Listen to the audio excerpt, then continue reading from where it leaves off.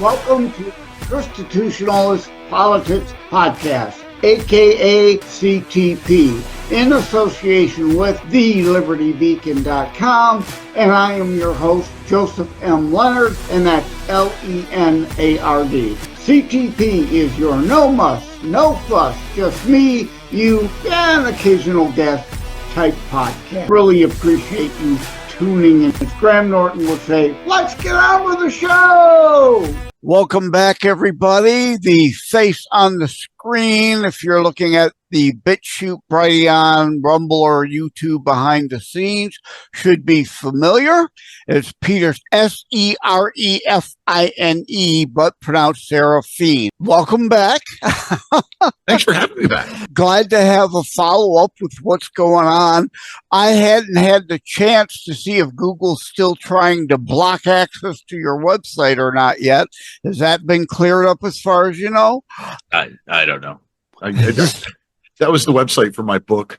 My most recent book, Trust Shattered, TrustShattered.com was the website in question. And I don't know if it ever worked or not. But I didn't get a whole lot of sales, I'll tell you that. Well, today, your back is kind of a follow-up. Already now talked about Trust Shattered. People can, of course, go back into the CTP show archives, find the episode on that. Oh, there it is. For those looking behind the scenes, there's the cover.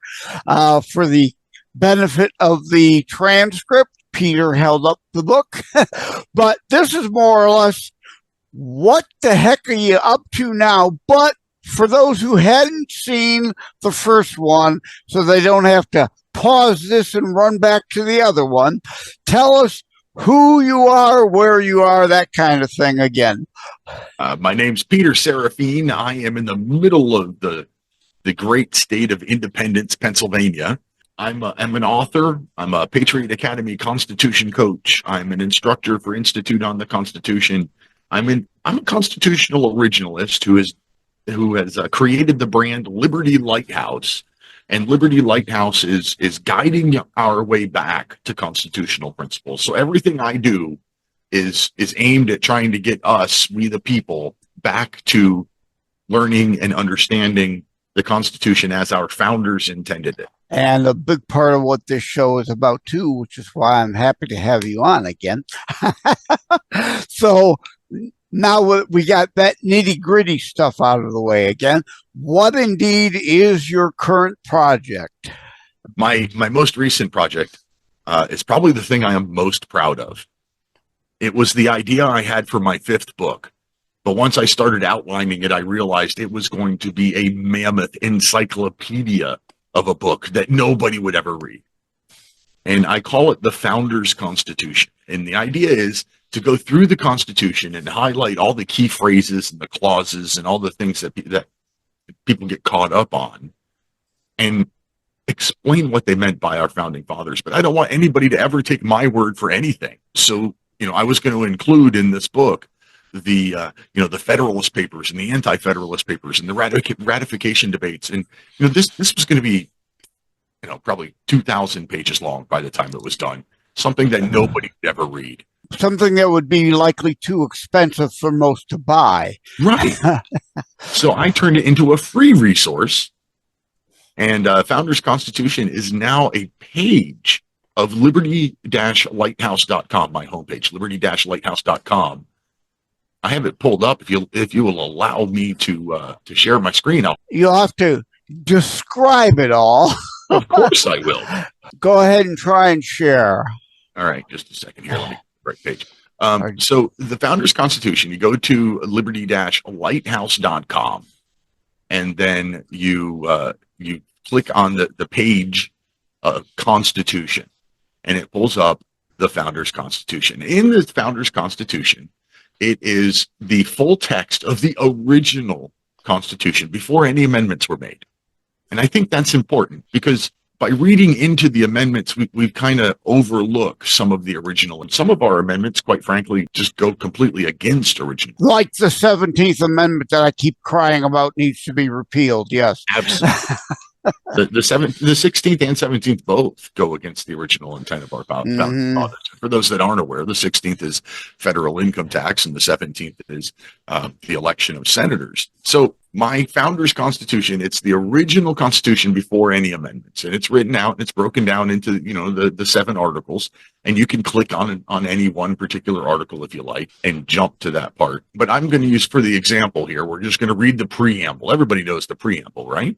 We, the people of the United States, in order to form a more perfect union, establish justice, ensure domestic tranquility, provide for the common defense, promote the general welfare, and secure the blessings of liberty to ourselves and prosperity, do ordain and establish this Constitution for the United States of America. Now, there's 8 or 9 different things just in that preamble that are underlined. Those are hyperlinks. So let's take the general welfare clause. Another thing that I rail about has been indeed bastardized. Promoting the general welfare means something that benefits virtually everybody. It doesn't mean individual welfare checks. That is a complete distortion of promote the general welfare clause. Right. What you're describing is individual welfare, not general welfare. So let's click on that, promote the general welfare in the preamble. Well, it opens up a little pop-up window. In that pop-up window, it says, promote the general welfare,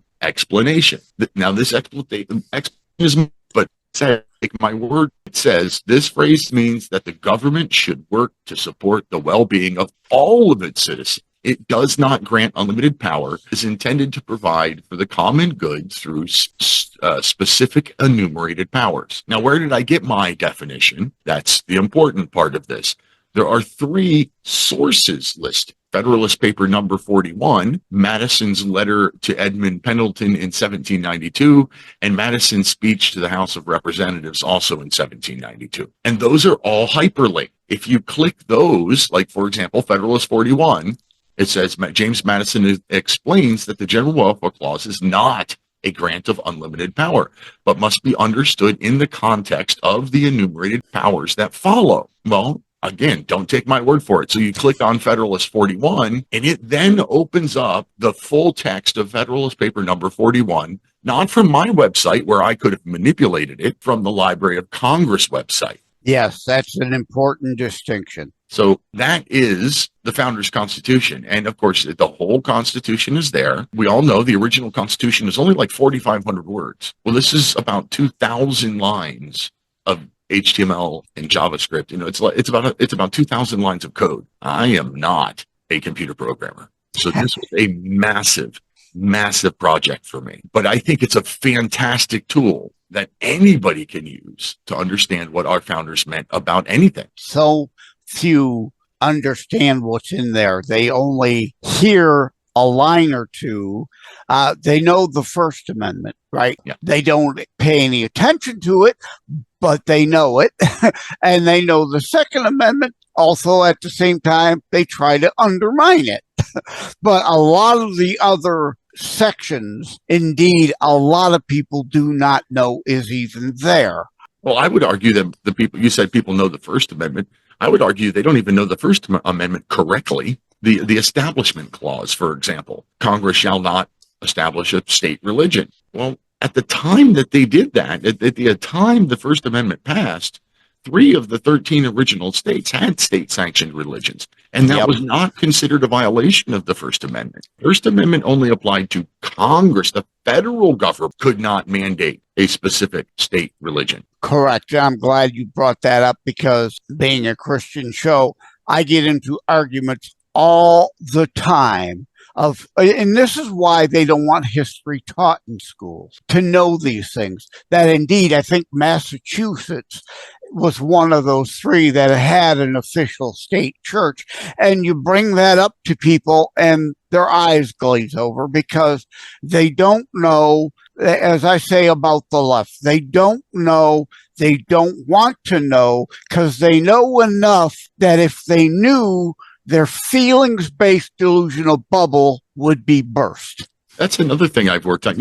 I'm not a terribly religious person, but the more I have studied the Constitution and our founding fathers over the last 10 years, the more faithful I've become. These men wove faith into everything that they did.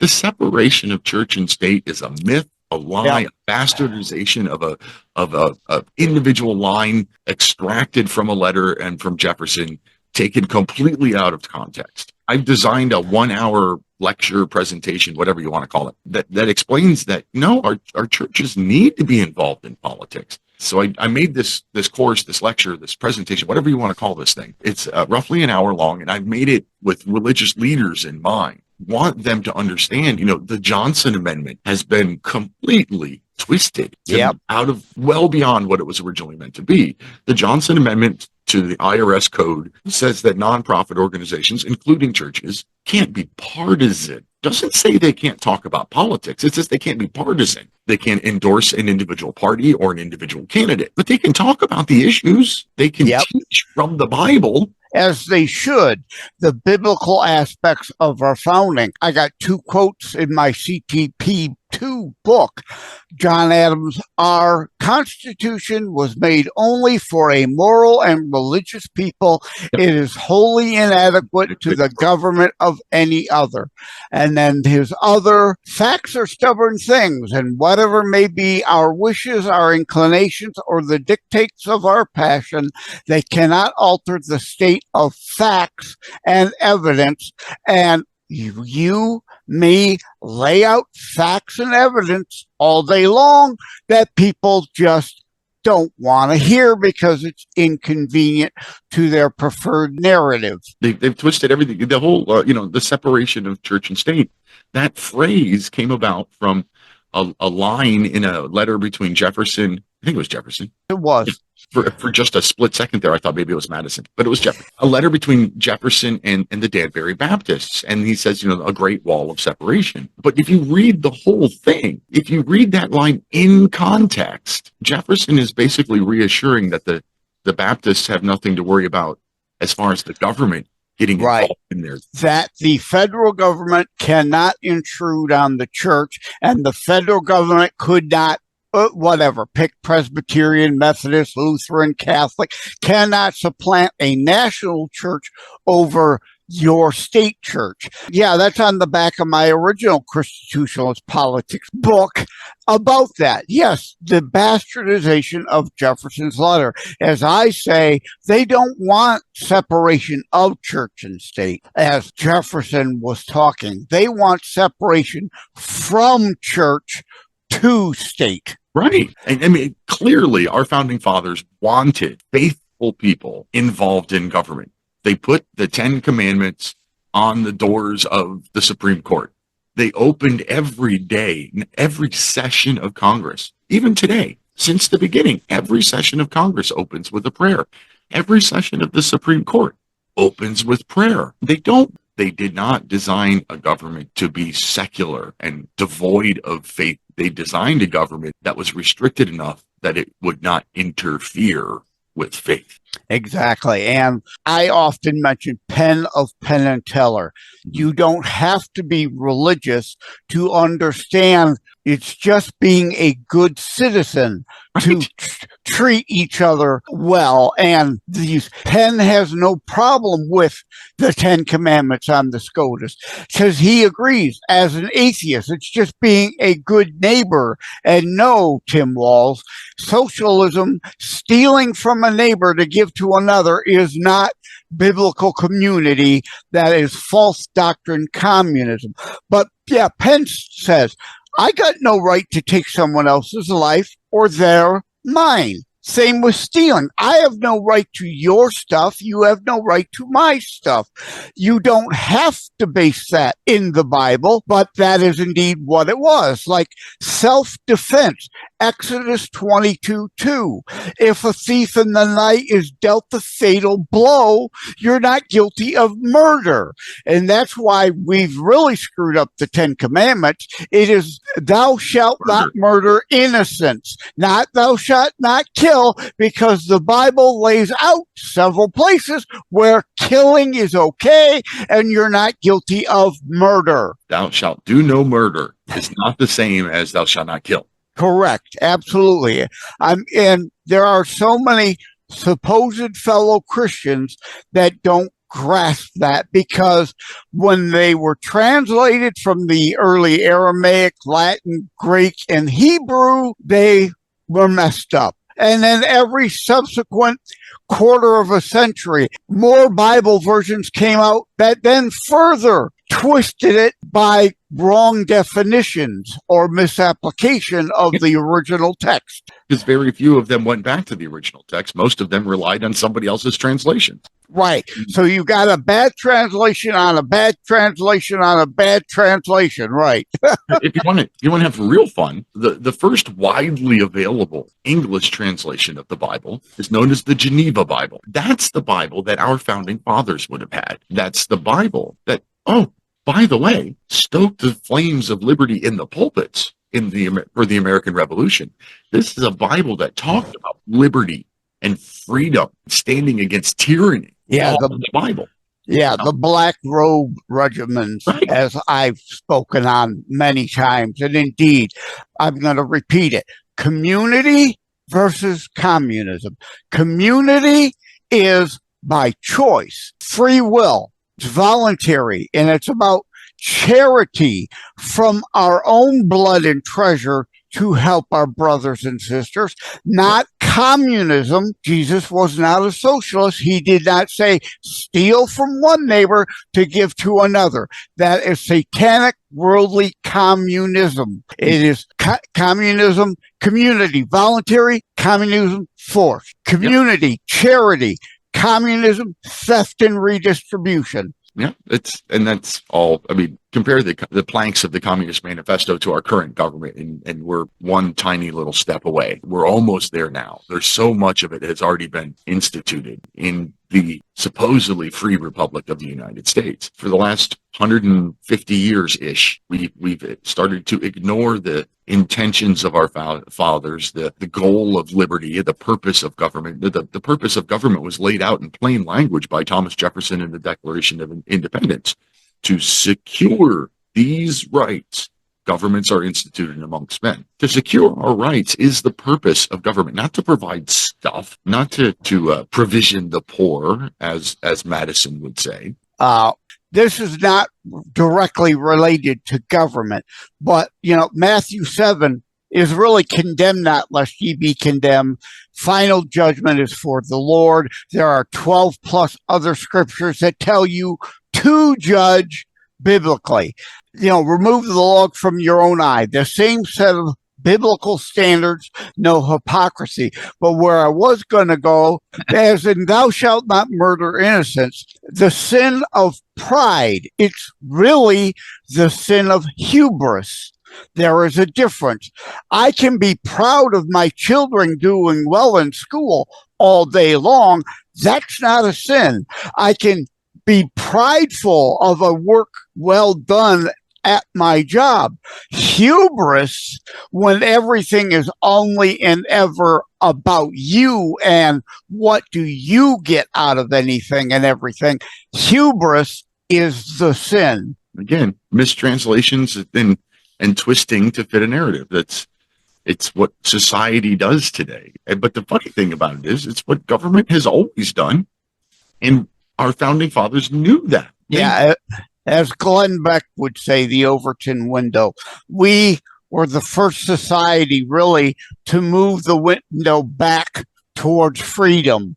And the Bible talks about free will. We are supposed to be free people. The Overton window, the natural flow, is back towards a ruling elite class lording over all others. Right. And that happened largely because we flipped the flow of money in our country with the 16th Amendment, and gave the federal government the power to reach down and take money straight from citizens rather than going through the check and balance of the state like they were originally supposed to do. And what happens, we all know, with money comes power. So once you reverse the flow of money, you also reverse the flow of power in our country. There's a lot of simple things that people don't understand that it all goes back to John Jay. I opened the book with a quote from John Jay, and it's one of this is a quote that kind of guides everything that I do. Every member of a state ought diligently to read and study the Constitution of his country and teach the rising generation to be free. By knowing their rights, they will sooner perceive when they are violated and be better prepared to defend and assert them. And I know every election, somebody says, this is the most important election ever. Mhm. I think this one might actually be that. We are on the precipice of being lost forever. I coined the hashtag ROAR, ROAR, right? ROAR. I'm not talking Katy Perry music video. I'm talking restore our American Republic. This is our last chance, or it's gone. Well, I wrote an article in my my Substack not too long ago. I referred to this election as one of the most divisive and quite possibly one of the most telling elections of my lifetime, in that we have the most liberal progressive representative in one party, and we have quite possibly one of the most, I don't even know how to say this, right wing people of the other party in decades, and there's very little commonality between them. These are two very polarizing presidential candidates, and it's going to be very telling to us as a country, because if it turns out that the popular vote is still really close, that means that we really are a divided republic.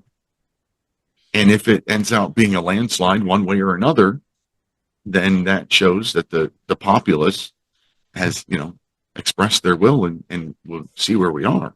Yeah, I fear I've had on William R. Douglas in his book, Civil War 2.0, because if indeed things could turn hot and we could have another all-out civil war, and it would be very different than the last one, because you're not going to have these set of states against those set of states. It's going to be within every state, people fighting at each other in states and against other states at the same. It would be the most bloody mess you have ever seen. Yeah, it would be terrible. Will be terrible.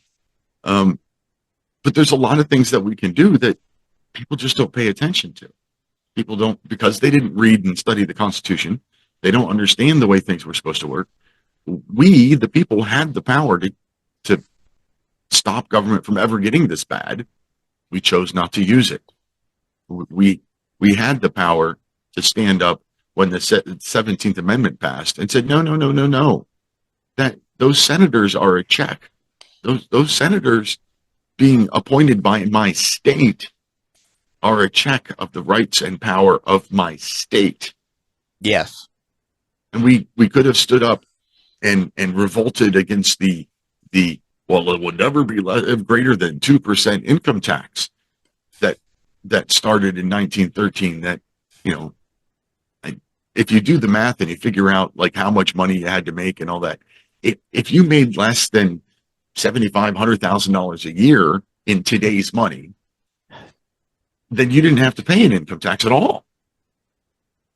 And if you made that much, then you paid 1%. And if you were, Henry Ford or Dale Carnegie, okay, maybe you paid a little more. Like it was 2, 3, 4, 5, 6%. I think 7 was the highest it went. 7%. Mm-hmm. And then, though, at the time of JFK, the top bracket was 75 or 90%. I don't, whatever was either number, way too high. Absolutely. I've always thought, God demands a tithe, which was a tenth. If 10% is good enough for God, 10% should be good enough for man. So maybe we make a 10% tax that gets divided, and the feds get 5 cents, and the state gets 3 cents, and your local government gets 2 cents. And look, there's 10 cents. We certainly need an overhaul. am always on. I oppose the value-added tax, and those who support the fair tax say, "Well, it won't be that." What planet do you live on? Have you not? What you think it is and what it will be are two different things. I actually, the fair tax, I kind of like it. And I like it for a couple of reasons, but I understand your argument. Only via constitutional amendment. If we repeal and replace the 16th, right, I would agree. That's but in otherwise, the bill. Yeah, that's in the bill. Yeah, the fair tax bill says that the fair tax passes, and they have 1 year or 2 years or something like that to repeal the 17th. And if it doesn't happen, then fair tax goes away. It expires. What one Congress cannot impose on another. If you really believe that'll happen, I got a bridge to sell you. Because immediately 2 years later, that repeal part will just be ignored or taken out of the bill. Yeah, they'll just extend it. Yeah. No, you must repeal and replace the 16th by constitutional amendment at the same time. Honestly, they don't have to no, thank you. They don't have to replace the 16th Amendment. They just need to repeal it. All the provisions for earning money by the federal government are already in the Constitution. Repeal the 16th Amendment, and they have to go back to doing it the old way, which was they do it through import tariffs and excise taxes. And if they needed anything else, they had to go to the states and bill the states apportioned by population. So every person was responsible for the same amount of tax, and your state got to decide how to pay that tax. And which is why, some states have an income tax and some states don't. And some states have sales tax and some states don't. Some states have, giant taxes on hotels. Yeah. Well, I don't ever see a repeal of the 16th except for maybe a convention of states. So I oppose the fair tax for that reason. I am in Detroit, right across the river from Canada, where they've got property tax, governmental sales tax, provincial sales tax, this tax, that tax. If no one understands that will be the end result of the fair tax, they're living on Pluto. Right. And I wouldn't doubt that. The fair tax folks have done what they can to make one go away when the other one replace the other. But I agree, a constitutional amendment is the best way to go about it. And I was just a few weeks ago recruited to be a state content writer for the Convention of States project, Convention of States Action Group here in Pennsylvania. We're not supposed to say Convention of States Project anymore. That's what I remember it as, because that was the first time I heard about it, 10 years ago. That's what it was then. But now it's Convention of States Action. And I now write articles for them too. Yeah. So again, to be clear, I could support a fair tax, but only if the 16th is gone. Right. Then you go first, right? I'm tired of we'll promise to do this if you let us do that. Right. No, you go first. I think the last time that worked was probably the Bill of Rights, when Madison told the Virginia and a couple of the other states, okay, look, if you ratify the Constitution, I promise the first thing we'll do is a Bill of Rights. And by golly, he did it. but the people in power now are not them.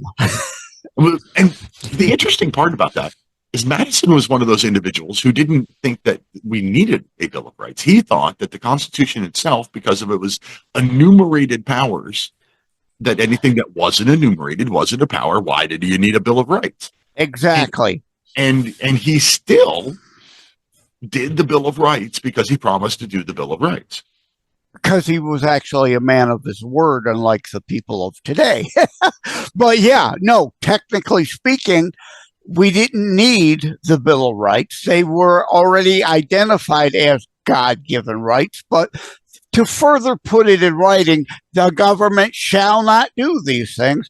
And again, even if we send a repeal of the 16 to the states, that'll take decades to be ratified. And even if it is ratified, whatever is put in place to replace it, again, they can never be held to their word. That's why I want a repeal and replace at one time.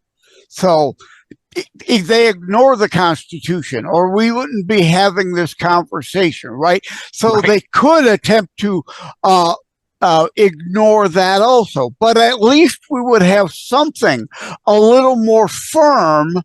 It would take another constitutional amendment to repeal, replace, or change it, as opposed to every 2 years the Congress throw everything out. What we promised last year doesn't mean a thing. Mm-hmm. One of the things that I like about the Convention of States Action Group is they don't push or promote any individual amendment proposals. They're just pushing to have the Article 5 Convention of States to have the discussion about, hey, what are some amendments that would work to do this? Now, one of the reasons, I've gone back and forth about whether or not I thought an Article 5 convention was a good idea for a long time. For the last 10 years, it's a great idea. I'm not sure. It's a great idea. I'm not sure.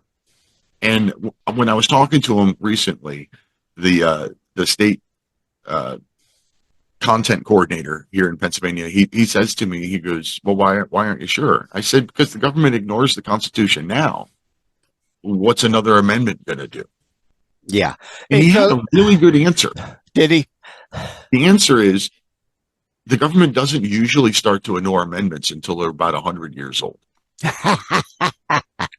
So even if they do ignore it, we'll be long dead by the time they start to ignore it. Yeah. And the point being, it is much more elaborate a process, and people would likely know. So in our or their lifetime, it would have occurred, and likely then indeed that time passing before they ignore it. And I'm staying with Mark Levin on Convention of States. I am all for it. I do not buy the people who I think are all CINOs, rhinos, or fascocrats that like the ruling establishment deep state status they have. So they throw out, it'll be a runaway convention. No. It's a big lie anyway. The first convention wasn't a runaway convention. Once the delegates sat down and realized that there was no saving the Articles of Confederation, everybody went back to their states and got permission to write a new constitution. It was not a runaway. They all were authorized to do what they did. And when they wrote the new constitution, it had to be ratified by the states because nobody was bound by it until they agreed to it. Exactly right. No runaway to it. If there would come a repeal of the Second Amendment in a convention of states, there would not be enough states to ratify it for it to ever exist. Yes. 38 states would have to ratify that. And I would not happen. No, never not to it. You know what's interesting about the Article 5 Convention of States portion of the Constitution? Madison was well known for being an extremely diligent note taker. And he wrote down every word that everybody said at every one of these meetings. And when George Mason stood up at the Constitutional Convention and said, wait a minute, we've only given government the power to restrain themselves. We've given the people no power to restrain the government, and we know government will never restrain itself. And he proposed that they be able to call conventions and have the states proposed amendments.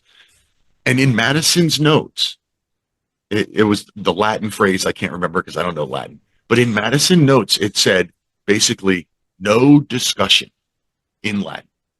It was the one and only part of the 7 articles of the Constitution that there was zero debate about.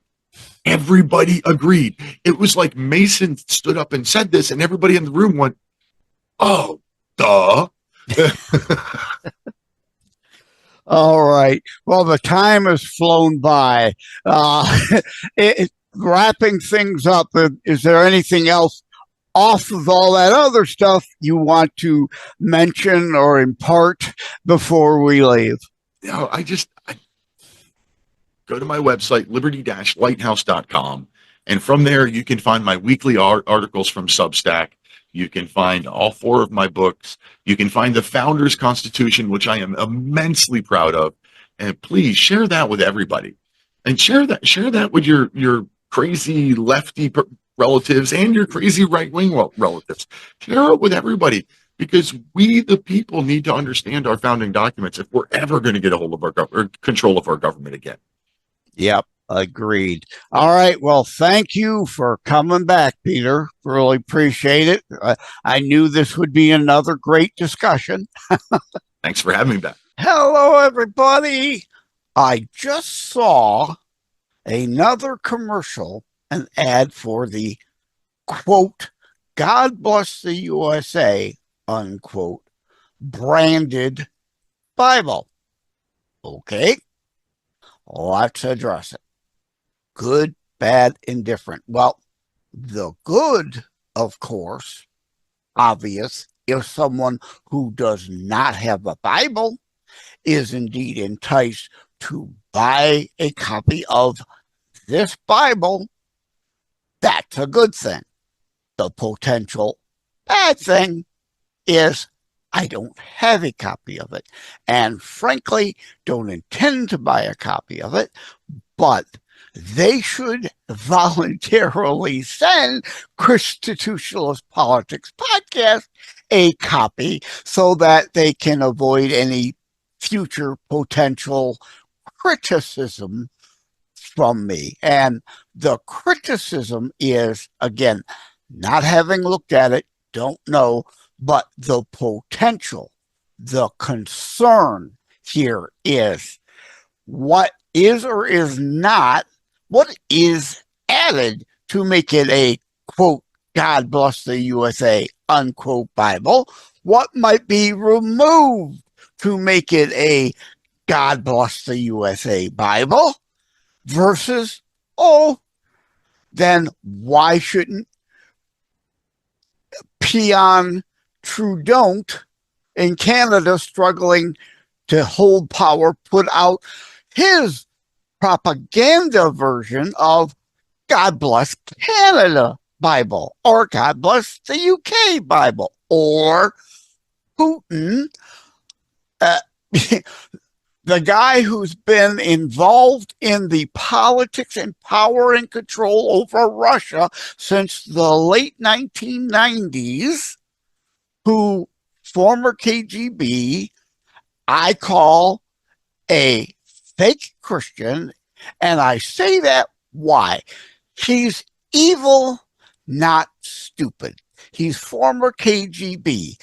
He knows John Paul II, Reagan, Thatcher, that religion helped bring down the Soviet Union. He's not going to make that mistake while he's trying to reconstitute through invasion and other undermining of other nations to try to have his puppets in control to reconstitute the Soviet Empire. He's not going to make that mistake. So he allows the sense of more religious freedom in Russia. And of course, why wouldn't he? Why shouldn't he? It will surprise me if he doesn't come out with the God bless Russia, quote unquote, branded propaganda Bible. That's the issue. That's the point. Until we look at it and know what's been added, what's potentially been removed to make it that particular branded version of the Bible. Is it really a propaganda piece, or is it indeed really truly the Word of God and about Jesus Christ? So I just wanted to take a brief moment to interject that. I don't know. I don't plan on buying a copy of it. They should send it to me, because until such time, I indeed will continue to question, and it will remain an open question. Did they add stuff? It's the God Bless the USA Bible. Obviously, they've added that to the cover of the Bible. What else have they potentially added? What have they potentially maybe left out?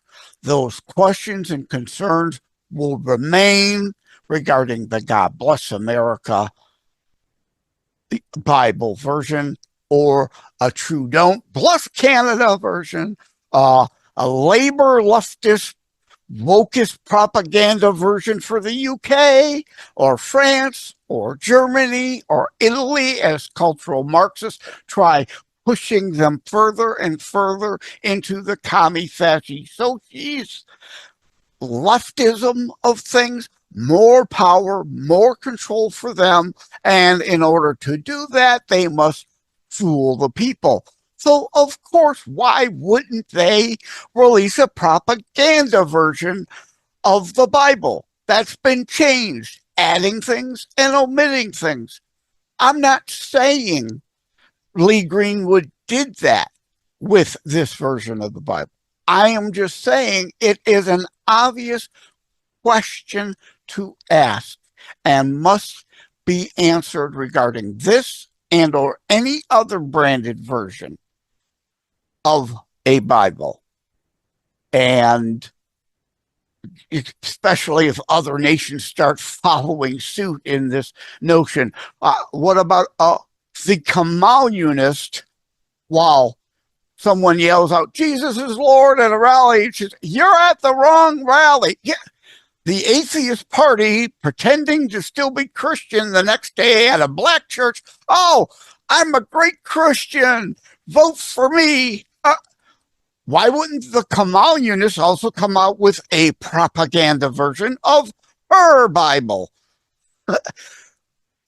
I know you can see here. It's like I've said on the show, like on Trudy Bierman, PSI TV. You can find that on your Roku stick or channel, smart app on your smart TV. Self-reflection. Do not get upset by me asking the questions that should be asked, and us all needing to look in our mirror at ourselves and self-reflect. What are the answers to these questions? Don't be upset by the questions. The only reason to be upset by the question is if there's something to hide, and the answer would be inconvenient. So let's ask the questions. Let's seek the answers. Thank you all. Take care. God bless. Thank you for having tuned in for ChristiTutionalist Politics Show. If you haven't already, please check out my primary internationally available book, Terror Strikes, coming soon to a city near you. Available anywhere books are sold. If you have locally run bookstores still near you, they can order it for you, or autographed copies are available online direct from me via terrorstrikes.info/shop. Be sure to check out more about today's discussion at thelibertybeacon.com, where my articles drop every Saturday. And let me remind, over time, the fancy high production items will come. But for now, for starters, it's just you as a very appreciated listener by me. All substance, no fluff, just straight to key discussion points. A show that looks at a variety of topics, mostly politics, through a Christian U.S. constitutionalist lens. So again, thank you from the bottom of my heart. Take care. God bless. Like and subscribe to ChristiTutionalist Politics Podcast and share episodes. We need your help.